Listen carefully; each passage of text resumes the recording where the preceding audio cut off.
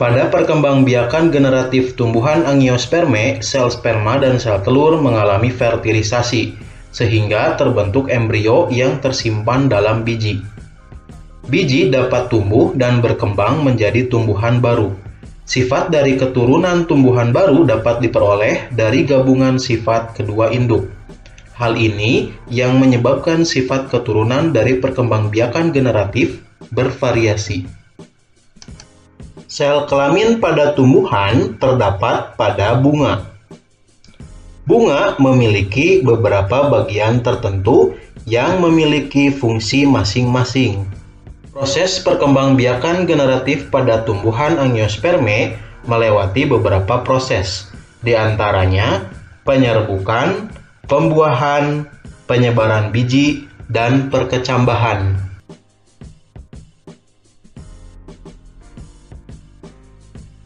Proses menempelnya serbuk sari ke kepala putik disebut penyerbukan atau polinasi. Berdasarkan jenis perantaranya, penyerbukan dapat dibedakan menjadi beberapa macam.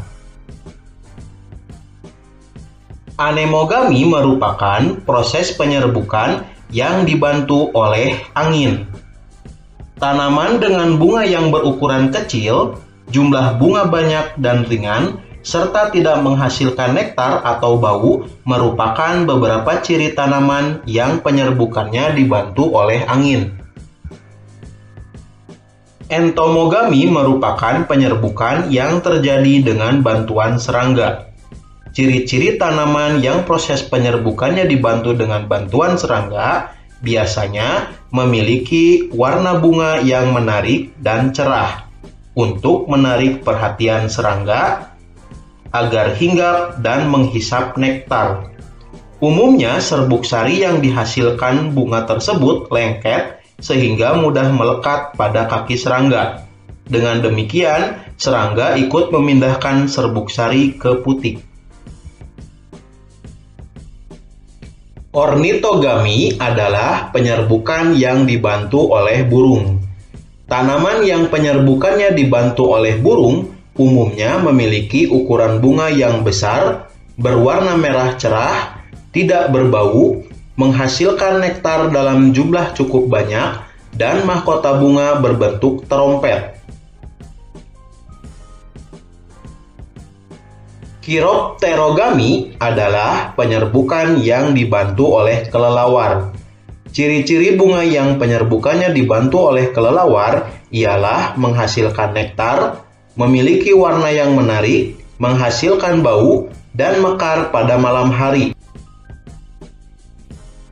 Antropogami merupakan proses penyerbukan yang dibantu oleh manusia. Tanaman yang penyerbukannya dibantu oleh manusia biasanya merupakan bunga yang berumah dua. Artinya, dalam satu pohon hanya terdapat bunga jantan atau bunga betina saja. Antropogami juga dapat dilakukan apabila serbuk sari suatu tanaman sulit untuk bertemu dengan putik, sehingga sulit untuk melakukan penyerbukan sendiri.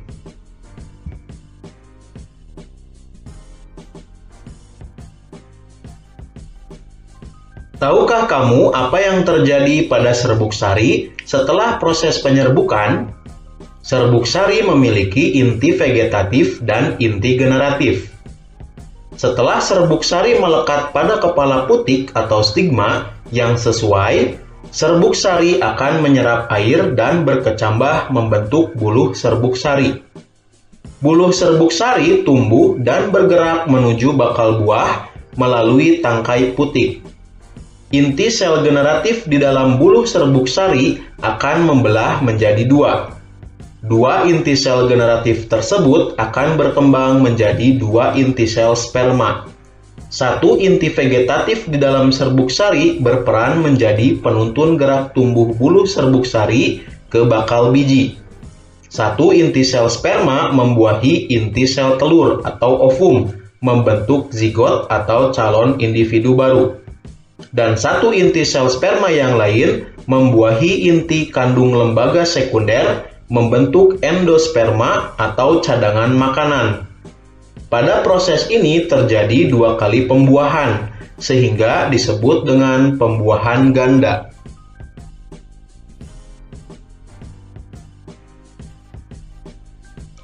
Pernahkah kamu menemukan tumbuhan yang tempat tumbuh induknya berjauhan dengan tempat tumbuh anaknya?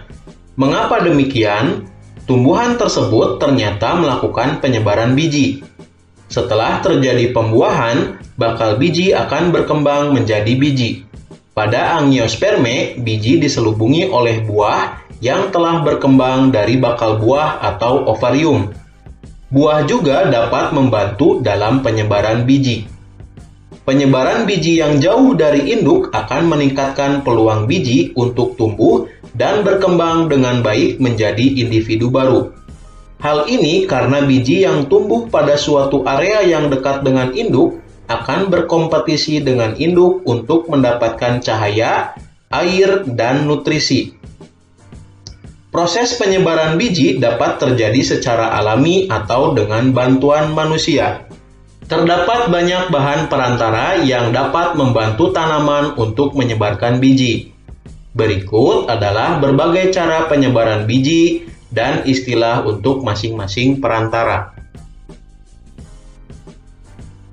Yang pertama ada anemokori. Anemokori merupakan proses penyebaran biji dengan bantuan angin. Ciri tumbuhan yang penyebarannya dengan cara ini adalah bijinya kecil, ringan, dan bersayap. Biji yang ringan dan kecil tidak terlalu dipengaruhi oleh gaya gravitasi bumi. Keberadaan sayap pada biji membantu biji mudah terbawa angin. Arah gerak biji mengikuti arah gerak angin. Yang kedua ada hidrokori. Hidrokori merupakan proses penyebaran biji dengan bantuan air. Ciri tumbuhan yang penyebarannya dengan cara ini adalah hidupnya di dekat dengan daerah perairan, misalnya di pantai ataupun tumbuhan yang hidup di air. Yang ketiga ada zookori. Zookori merupakan proses penyebaran biji dengan bantuan hewan. Penyebaran ini dibagi menjadi 4, yaitu entomokori, chiropterokori, ornitokori, dan mamokori. Entomokori adalah penyebaran biji dengan perantara serangga. Chiropterokori adalah penyebaran biji dengan perantara kelelawar. Ornitokori adalah penyebaran biji dengan perantara burung. Mamokori adalah penyebaran biji dengan perantara mamalia. Yang keempat ada antropokori. Antropokori merupakan penyebaran biji dengan bantuan manusia.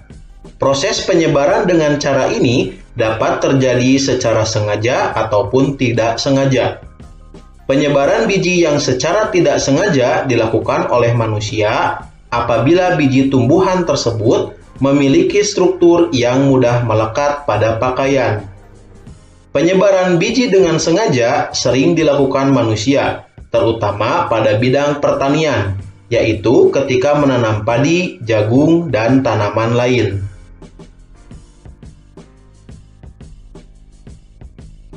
Pernahkah kamu mengamati biji jagung dan biji kedelai yang dijual atau disimpan? Mengapa biji tersebut tidak tumbuh menjadi tumbuhan baru dan tetap menjadi biji? Biji yang masih belum tumbuh merupakan biji yang berada pada keadaan dormansi biji. Dormansi adalah peristiwa pada saat biji mengalami masa istirahat. Berakhirnya masa dormansi biji adalah ketika biji mulai tumbuh menjadi tumbuhan baru yang disebut dengan tahapan perkecambahan. Lamanya masa dormansi biji setiap jenis tumbuhan berbeda-beda. Masa dormansi biji dapat diakhiri dengan memberi perlakuan yang berbeda-beda. Namun, perkecambahan berbagai macam biji dipengaruhi oleh faktor-faktor yang hampir sama.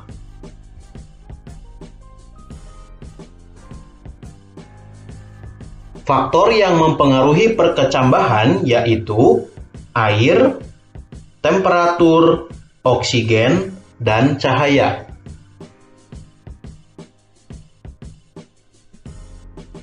Perkembangan hidup tumbuhan angiosperme dimulai ketika terjadi penyerbukan, yaitu jatuhnya serbuk sari ke kepala putik. Setelah serbuk sari melekat pada kepala putik atau stigma yang sesuai, serbuk sari akan menyerap air dan berkecambah membentuk buluh serbuk sari. Buluh serbuk sari tumbuh dan bergerak menuju bakal buah melalui tangkai putik. Inti sel generatif di dalam buluh serbuk sari akan membelah menjadi dua. Dua inti sel generatif akan berkembang menjadi dua inti sel sperma. Satu inti sel vegetatif berperan menjadi penuntun gerak tumbuh buluh serbuk sari menuju bakal biji. Satu inti sel sperma membuahi inti sel telur atau ovum membentuk zigot atau calon individu baru. Dan satu inti sel sperma yang lain membuahi inti kandung lembaga sekunder membentuk endosperma atau cadangan makanan. Setelah terjadi pembuahan, bakal biji akan berkembang menjadi biji dan bakal buah berkembang menjadi buah sehingga menyelubungi biji. Biji nantinya akan menyebar dan apabila jatuh pada tempat yang sesuai akan berkecambah dan tumbuh menjadi tumbuhan baru. Tumbuhan baru akan tumbuh dan berkembang menghasilkan bunga dan mengalami penyerbukan hingga berulang perkembangan yang serupa.